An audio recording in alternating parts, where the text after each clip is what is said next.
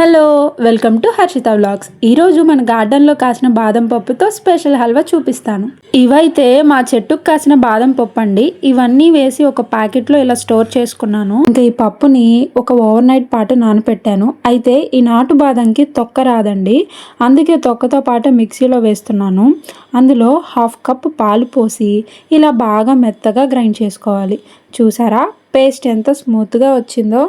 ఇప్పుడు stove on చేసుకొని కడాయి పెట్టి అందులో 2 స్పూన్స్ నెయ్యి వేసుకోవాలి. నెయ్యి మంచిగా కరిగాక బాదం పేస్ట్ వేసి బాగా ఉడకనివ్వాలి. ఇలా మొత్తం కలిపెడుతూనే ఉండాలి.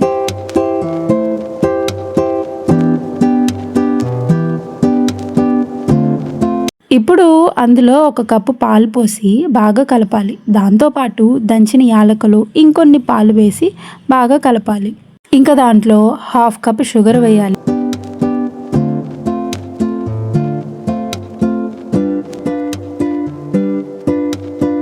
ఇంకా ఇలా ఇది దగ్గర పడి ఇలా తిక్కుగా గట్టిగా వచ్చే వరకు కలుపుతూనే ఉండాలి. ఇలా వచ్చాక స్టవ్ ఆఫ్ చేసి నెయ్యి రాసిన బౌల్లోకి తీసుకోవాలి.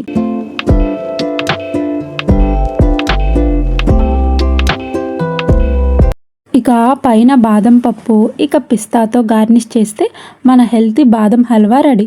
మీరు తప్పకుండా ట్రై చేయండి. సబ్స్క్రైబ్ చేసుకోవడం మర్చిపోకండి.